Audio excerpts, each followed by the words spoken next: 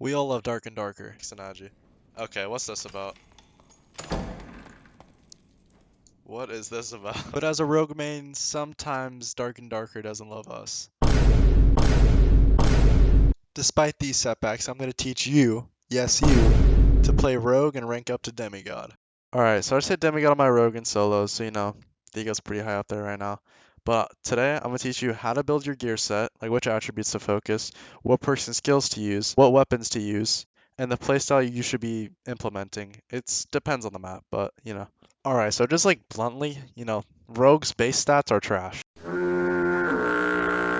Okay, so my main gripes with rogue's base stats is that 5 strength, you need another 10 strength to have a positive physical power bonus. And if you don't know what like a physical power bonus is, or if you don't really understand the attributes, basically if you have a weapon that does 32 damage and has a 2 times headshot multiplier, so you're hitting for 64 to the head, and you have a negative 10% phys power bonus, that means 64 times 10%, whatever that number is, subtract that from 64, and that's how much damage you're doing. You're basically you're doing less damage than you should be because you have such low strength.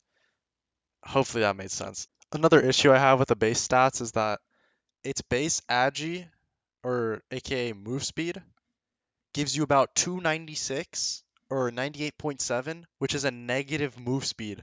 How is the rogue, the ratty, the quick hands, a lot of dexterity, agile character gonna be moving at a negative move speed? Like I just don't get it.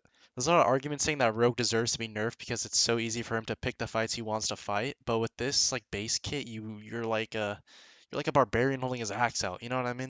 Regardless, I'm going to show you guys like a baseline as to like where your attributes should be, where your move speed should be, what your HP should be, all that stuff. So here we go. Alright, so on Rogue, if you're running like a decent gear set, like blues and purples, you should be around 110 to 120 HP, around 325 move speed, maybe give or take a little, 3. You should have around 27 to 30% action speed, and your physical damage reduction doesn't really matter. I mean, you're gonna get 2 hit by most classes.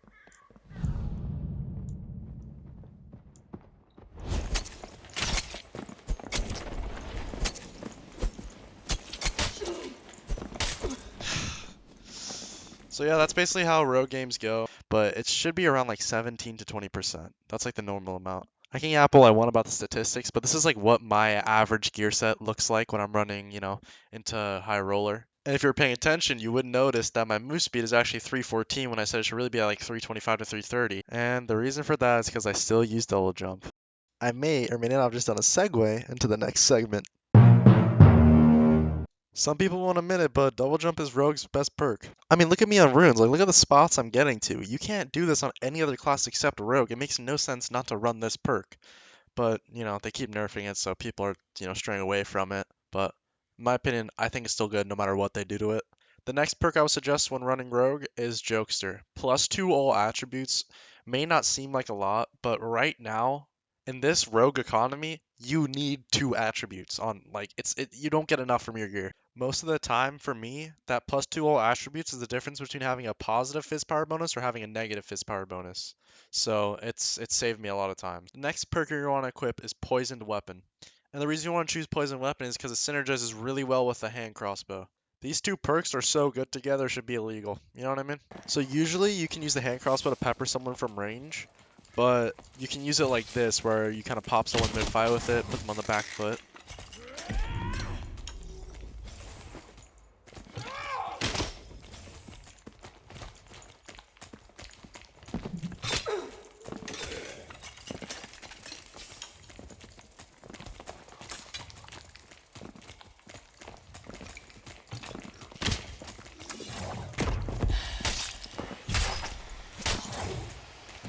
Now listen, I don't really expect you guys to hit all your shots. I missed one, but the whole point is that mid-fight, when they least suspect it, whip out your hand crossbow, get in that tick of damage, and it immediately puts them on the back foot, and now in the back of their head they're thinking, oh, this guy's a hand crossbow. Should I close the distance? Should I back up? It's like that's the perfect time to, kill them.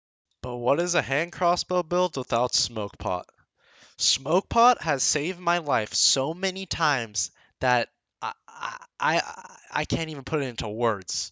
Like I would it's insane how many times this thing has saved me. Remember all those times when a barber throw a lantern at you and Achilles strike you?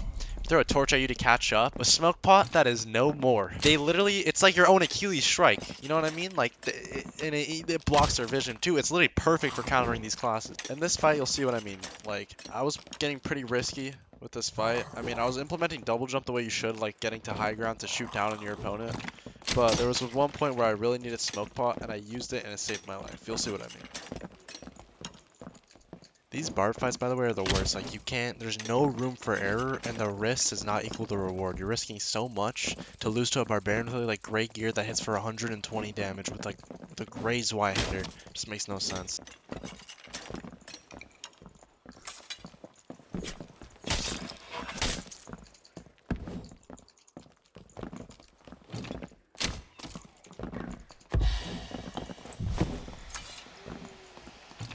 Holy crap, I'm playing with fire. In essence, this build is like the infinite kiting build. You want to be able to make your opponent follow you, be close enough to try to swing at you, but back up at the last second and get your licks in with the hand crossbow. But that's not all this build can do. The smoke pot can be used not only to get away from people, but to keep people from getting away from you. You'll see what I mean. Now this goes over more of the playstyle, but by being perched up in a weird place using double jump and dropping down on someone and smoke potting them, it lets you get the jump on them and not let them get far enough away to like back up and reset. It commits them to the fight where you get the first hit. Plus it makes them way easier to hit since they're moving so much slower.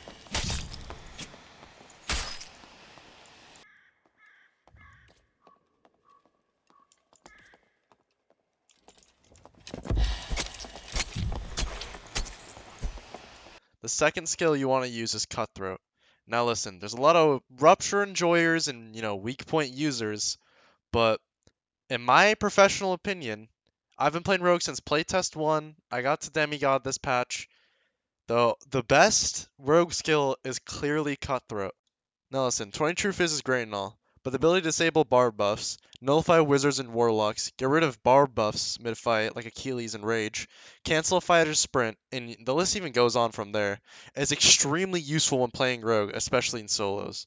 At first, I used to run a Rupture with a hand crossy build, and it was great and all, but I literally could not fight Warlocks or Wizards. It was actually impossible. I was hard stuck Pathfinder like Voyager because of it, but now that I have a counter for all those classes, like there's been multiple times when I'm Inferno and it's just me and a Warlock, and I can't do anything against him, but now that I have Cutthroat, I can kill him and get a way more AP because he's probably farming mobs the whole time.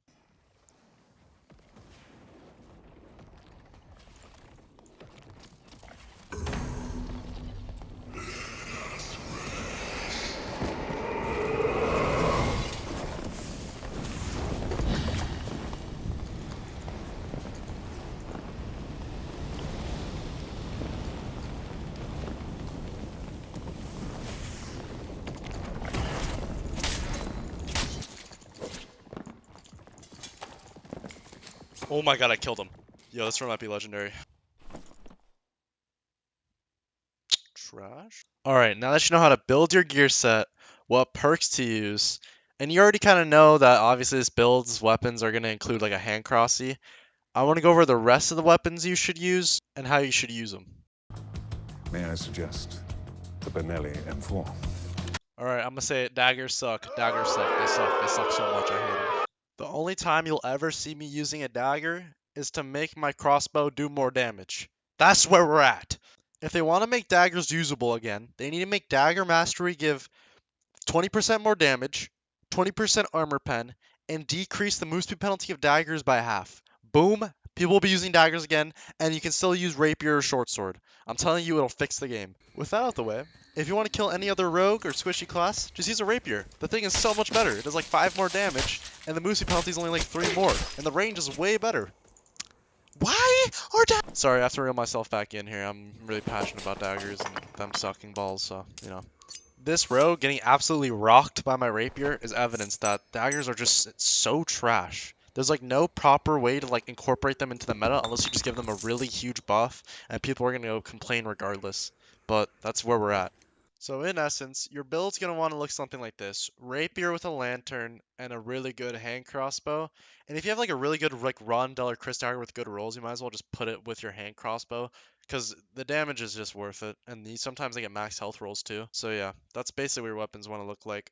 Alright, so this video is kind of getting long, but I do want to go over like the overall playstyle you should do for each map, so I'm going to make some quick points. I mean, I've been going over it throughout the whole video, like when you should use double jump, when you should use your crossbow, yada yada yada, all that stuff. But there's already a lot of guides to get AP, like for example, just opening portals, just filling your inventory with loot.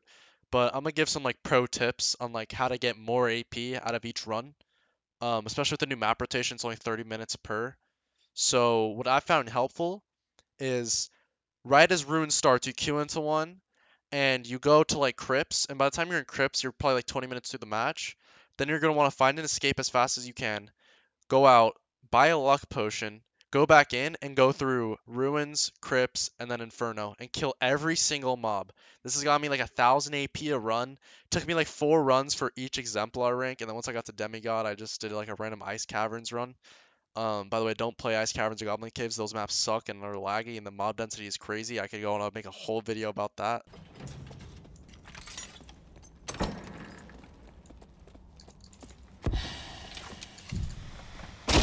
No! I mean, yeah, that's about it. And hopefully you learned something, and if you didn't, I got nothing for you. But definitely like, subscribe, comment. I'll read all comments and respond to them. And yeah, that's about it. Peace.